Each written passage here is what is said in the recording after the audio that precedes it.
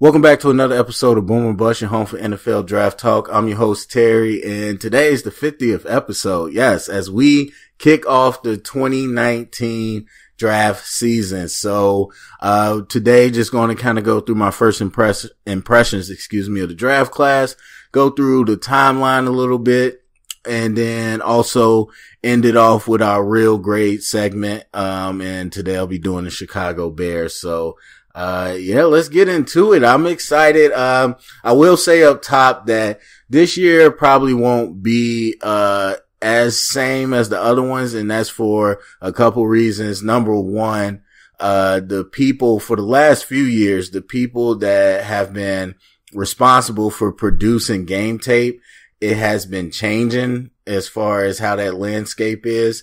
And I mean like actual game tape, like cut ups, not, just highlights. So that has been changing, and we're at a year where they're pretty much all kind of gone. And so there are a few people that are working really, really hard, or, more than a few, but a number of people are working really hard to put out, stuff. But I expect the amount of game tape to be different this year than before. And then number two, I have limited time, way more limited time than I've ever had. So this is a process, and I'm going to go through the process, but it is super time consuming. There's a lot of long hours that go into this, and I'm just not at a point in life. Like when I started this, I was in college. It was the perfect time. I worked the overnight job, and so I stayed up all night anyway. I was a night owl. I had a few classes, it was the perfect time for me to get into recording draft and all that stuff. But now in a very different space, and so I just have limited time. So, it is what it is, but I'm going to do my best to get through as many as I can, but also really spend good amount of time on the top, level guys. And so we'll see what it is, cause I just love the draft and I don't want to give it up. So as far as the process, so you don't have to go back and watch the last video, but you can if you want. I talked about this last year. But for me, my process starts right after the bowl season. And so as I said many times before up front, for all the new people, I don't watch college football, and really the NFL draft, process isn't about, the college football season. It's just really evaluating the player. And so I don't really watch college football. It's not my type of football. I think it's too gimmicky. And so NFL is what I prefer, and which is why I like the draft, because then I get to see who's coming in. So right after, or I would say a little bit before the bowl season ends, is when I start to look at some of the top tier seniors. Cause I like to wait until the deadline to declare, because sometimes people declare and then rescind it. Sometimes people wait till the last minute to declare. So I don't really get too much into underclassmen unless they're like redshirt or something. But, I'll try to look at the seniors first. And then after that, I will look at, once everybody's kind of declared, I will look at, the top 25 or so players and do my first impression, which is what I'm talking about today. And then after that, after the deadline is passed, I go into the position. So there's 3 rounds of kind of evaluation. The first round, of course, the first impression, I go through, I would say pretty much anybody up to about a 4th round grade. But I'll go deeper sometimes. It just depends on like the position and how many people there are. So, but I try to get at least everybody with a 4th round grade, and finding that stuff out is different each year too, because, different people grade people differently, and it just depends. Like the site that I used to use before, all the years previous, last year just crapped out and wasn't updated. So I had to find different sources. So, I'll look at a guy if somebody suggests them to me, but, mainly I try to go with the guys that are graded at the top of the rounds. And so I go through all the positions. What ends up happening is a lot of time, some people don't have tape. And so from that, I'll go to round 2, which is around the time of the combine. I try to have round 1 done by the combine. And then once the combine's over, I could update, the actual height, weight, and, I could, I don't really add the numbers, but I could look at the numbers as a gauge to help me.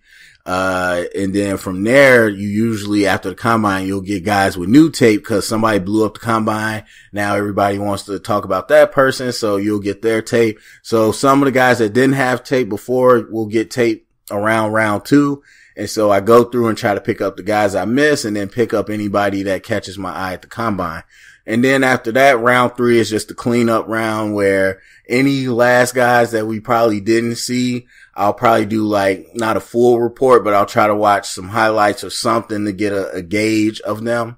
And then for the guys that I've done 2 rounds on, it's just kind of finalizing my thoughts. And then right before the draft, I give them a star rating out of 5 as far as a prospect.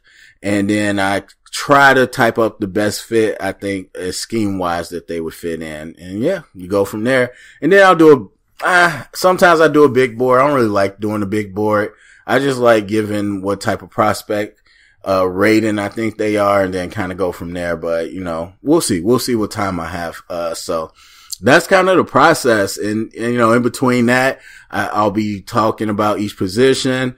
Sometimes I'll do a prospect versus prospect.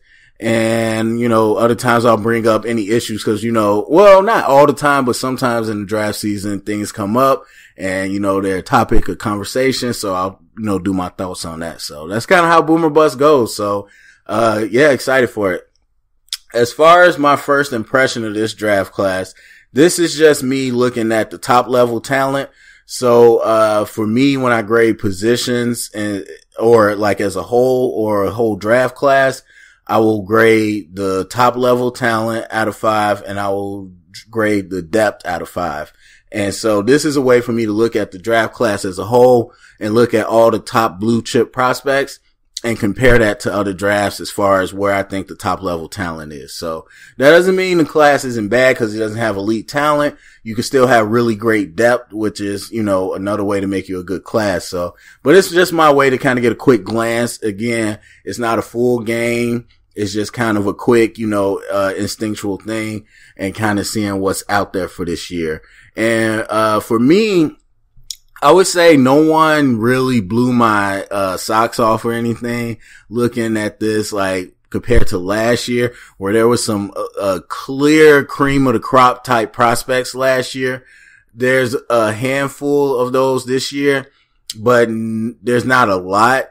And so I don't think the top tier talent of this class looks, extremely exciting, but that's fine. Doesn't mean it can't be a good draft class. Quinnen, out of, Alabama, he's one that I would say definitely, popped out to me, and I'll still grade him fairly once I see him. But as far as just standing out first impression, he's one I got my eye on. Looks like he could be special. But other than that, I don't see anyone that, made me go crazy. I didn't see any Quentin Nelsons or William Hernandez's last year that really got me, excited or, any type of players like that. But, we'll kind of see as we work through the draft. And then one of the other things I like with doing this is that you get to see the trends too. And I've been pretty good at seeing these trends coming over the years. From the read option to the pistol, to, getting the ball to the running back in the flat became a big attack to now having 2 running backs, 20 personnel. And the trend I see coming is the 2 tight end set. Now, this was popular with Alabama before, but I don't mean like the way Alabama used it. It was more of a 12 personnel power run type thing. But now what you're seeing, and I honestly think this is a case of the college game borrowing from the NFL. I think you're seeing some of the stuff Doug Peterson liked to do with 2 tight ends being used. And funny enough, I had my first offensive playbook, or my second, was a 12 personnel, offense with 2 tight ends. And it was more like Bama, but still the one good thing about 12 is that if you find great tight ends, it can be so versatile. And that's what you see with the Eagles. And I wouldn't even say they're great. Ertz is really good. Goddard's getting there. But what you see is that you can come out in so many different formations. You can have one tight end in line, one out in the slot. And so now, it looks like trips or it looks like double receivers. You can have one, motion to the fullback or being a fullback. So it looks like power, I formation. You can do a lot of different things. And as long as they're adept at least blocking decently enough, then you can really play around with the formations. You don't have to bring in a lot of people. And you can kind of go. And that's honestly exactly why I picked the 12 formation, because that way it was a time when speed was a big thing and, that's still kind of their tempo. And I think that just helped because, switching personnel out tips the defense off and it takes time. But if you can roll with so many formations with just the same guys, that's really makes you dangerous. So anyway, that's just one of the trends that I've seen coming. So I'm happy to be back in the draft because honestly, the regular season talk is some people are starting to get a little goofy. So, I like to go back here. This draft, I mean, it's a lot harder for people to prove stupid points in the draft. So it'll be fun. But yeah, we're going to get to the real grade. There's a lot of concepts that I'll talk about over this, draft season, and I'll try to bring them up as I remember new people around. But the number one, or one of the number one things that I talk about and that I believe in as far as my philosophy is that you can't truly grade a player or a draft until 3 years later, at least. And I still think you could go longer, but most people feel comfortable with 3 years. So while the sports and the newspapers, the big media, the fun thing to do is to hurry up, grade that pick. Now they grade the pick, but then they grade the draft right after the draft. And it's like, dude, they didn't even play. Like, you don't know what's going on. So everybody likes those, but for me, the real grade comes 3 years later where you can see what happens. So with that said, we're going to be doing the real grade for the Chicago Bears, looking at the 2016 draft class. So you start out, number one with Leonard Floyd, who's still on the team. We'll just kind of go down that way. Cody Whitehair, let's back up. Leonard Floyd still on the team starting. Cody Whitehair still on the team starting. Third round, Jonathan Bullard is on the team in a rotation role. Fourth round, we got Nick Kwiatkowski on the team in a rotation role, actually a backup, but special teams. Dayon Bush, backup, special teams, fourth round. Fourth round, DeAndre Hall, we don't have him anymore. Fifth round, Jordan Howard, of course, ended up being a Pro Bowler type running back. Still on the team as of now, and I guess rotation role technically. DeAndre Houston Carson, still on the team, special teams role. Daniel Braverman, 7th round, never really got on. So, that's kind of where we're at. So really you're looking at, Braverman is constantly on our practice squad, but never really part of our full or our, active roster. So really you could look at 2 players that I guess technically aren't with the team, but not starting elsewhere, but not with the team. So anyway, you got 9 picks, 2 of those aren't there. So 7, that's pretty good. Out of those, 9 picks, your first top 3, I would say your top 2 are definite starters. Bullard is a rotation guy. Not bad either. So, Leonard Floyd, I guess it all starts here because, we traded back and then we traded back up to get Leonard Floyd, moving around, getting some picks. And, he was supposed to be this big time pass rusher. And Leonard Floyd for me, still had one of the best first steps I've seen in college. And so, the hype was there to build on his frame and make him into a pass rusher. And we just never seen that materialize, kind of up and down rookie season, missed some games, of course. Then, of course, the devastating, disappointing injury in his sophomore year where people were really looking for him to show something. But then in his third year, he played the full time. Now you got Khalil Mack. And for me, Leonard Floyd as a top 10 pick, it has been disappointing. Not a bust, of course, but disappointing. And the fact that once you got Khalil Mack, because it was a different story before Khalil Mack came, and you had all the onus on you to be healthy, to really give us the pass rush presence. and it was a whole different, type of scenario. But once Matt came, it was like, dude, you can't not show up. You have the ability now to have one of the top 2 or 3 players in the league on defense opposite you, taking attention, and you get to rack up all the benefits. And I think he did a above average job of doing that.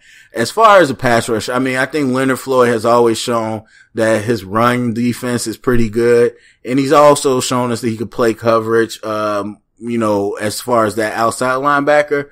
But yeah, I don't know. I talked about him last offseason, and I just didn't see him put it together in a way that made me feel excited going forward.